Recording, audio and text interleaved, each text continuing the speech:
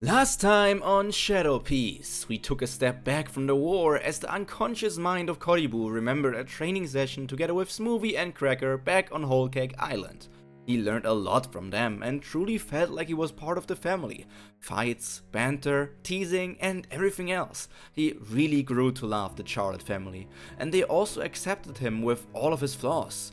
The female Sweet Commander wanted to make it clear to him that pirates weren't good people, but after she saw his expression, it was clear that Koribu didn't want to betray his own rules and ideals.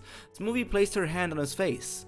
But if you want to stay as the pure-hearted being that you were since I met you, I have no problem with that either. I will always protect you. In the present, she was doing just that, if only barely. Her own injuries were too severe to properly fight back against Vasco's shots. The Titanic captain closed the gap with ease, and his dangerously glowing fist was ready to end both her and Koribu. Smack! Today, they are my words, Smoothie. I will always protect you. Returned from the realm of the unconscious, Koribu caught the attack of the heavy drinker and was ready to fight again. So you are back for another defeat, Bloody Ocean? The Blackbeard Pirate's fist was still in the grip of the super rookie, as they exchanged more words with each other. Don't make me laugh. You may have taken round one, but the war will be ours to take. I will be sure to squeeze out this victory. Vasco's shot just laughed at the rookie's vigor, but that cockiness quickly disappeared as he realized that the sweaty man meant what he had said in the literal way. As he continued to train and live with Smoothie, he picked up one or the other thing. Koribu style, concentrated mixer! Unlike his partner, he couldn't actually squeeze out the liquids from his opponents, but he sure as hell could twist their limbs to deal some serious damage. Even a powerful pirate like a Titanic captain had to jump backwards to avoid more damage. So you still had some tricks up your sleeves. But you are not the only one. He spat out a gross-looking green liquid over his dislocated hand, and quickly could move it around normally again. Anti-hangover drink! Vasco's shot was a troublesome opponent, and Koribu knew that he was outclassed as he was right now. So the answer was simple, he had to improve and try out things he never did before. If it was to protect his loved one, he would turn into the worst devil the world had ever seen. Without interruption, he picked up his shovel again and retook his fighting position. His opponent may have been a drunken brawler, but it seemed like he at least wanted a good fight. Brothers and sisters, I will borrow those from you for this fight, okay?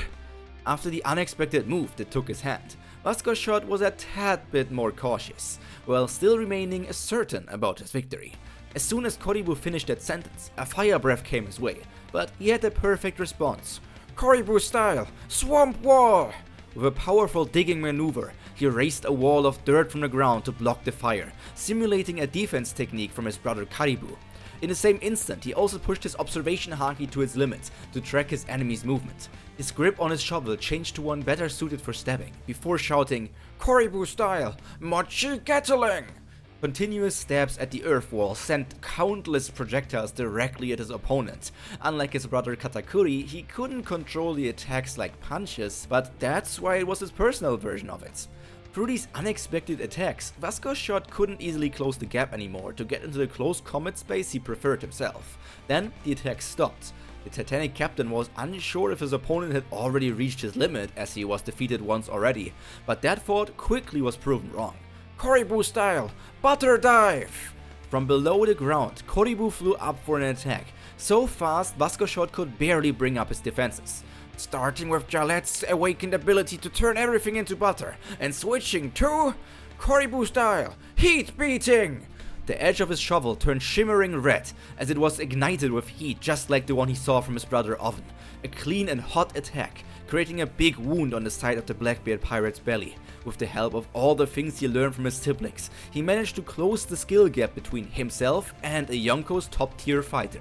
But that was all he did, close the gap, not overcome it. Everything in battles of this high level happened at high speed, too fast to even see for the regular person. So in a split second, Vasco's shot used the same drink as before to close the wound he had just received, and his next step was to pour a silver liquid over his hands. Blade booze. The entire structure of his arms changed, turning them into extremely sharp-looking blades. Koribu almost blurted out the question if this devil fruit can just do everything, but complaining about how unfair some of those mysterious fruits are wouldn't help him. His shovel helped him guard against the incoming attacks, however there was a clear difference in quality. Whatever these arm blades were made of was for sure better materials than his trusty shovel, the weapon that was with him since he first left his home island together with Karibu and they became pirates. This weapon was now creaking and splintering, and pieces of its wood were flying everywhere. It was hard to keep up, but Koribu still managed to land the occasional hit on the Titanic captain. The big question was if that would be enough. How long can Vasco Short produce these liquids? Will other Big Mom pirates come to help him out? How much longer would his shovel be able to endure hits, and how much longer could his body even take all of this? The bloody ocean felt his mind drift into all kinds of directions, and then it happened. Still holding onto the bottom part of his shovel's handle, he saw the top fly on the ground. Now your weapon is dead, and you will be next. A cold sweat ran down his back. If he were to lose here, it would not only be his end, but also Smoothie's. That was something he would never allow. The cuts that kept accumulating on his body told a different story though. Vasco Short continued to laugh like a maniac, licking the blood of Koribu from his blade arm whenever he jumped back to dodge an incoming punch. From this point, it turned into a slaughter. A bloody ocean formed on the ground that was still covered in the flood of San Juan Wolf's blood. If only Karibu, Cracker, or Katakuri were here, they would have dealt with this opponent with ease. Negative thoughts started to fill his mind. He did not want to give up, and yet he blamed himself for everything that happened. If I were stronger, Smoothie wouldn't have gotten hurt. If I were the strongest, the Blackbeard Pirates would have never dared to kidnap Pudding anyways. A big double slash over the cross on his shirt made him cry out in pain, and the Titanic captain just mocked. X marks the spot. The sweet commander could only spectate. To her, her own pain was not what was important right now anymore. She just wanted to help Koribu, somehow. When Vasco Short kicked the rotund fighter away, she crawled towards her lover and stopped him from getting back up again. Maybe it would be better to let it all end fast than to continue to suffer for a long time. Blood, sweat, and tears. All of these things fell on the ground as she squeezed her partner tightly and the Blackbeard pirate approached them. Koribu breathed heavily. He understood what Smoothie was doing, but he wanted a future together that lasted longer than just a few more seconds. Thus, he grabbed the sweet commander's arms and pressed them even more tightly on himself. Koribu style, squeeze to win! And this is the end of today's episode of Shadow Piece. I hope you enjoyed it. And now, next episode, all of this is going to end. How will it turn out? Will Koribu turn this battle around again and get out the victory? And save Smoothie just like how much he wants to do it? Or will Vasco Short be able to finish them all and will only have lost one Titanic captain in the process? Well, it is a bit unclear. Tell me your predictions in the comment and tell me what you would like to see in the future.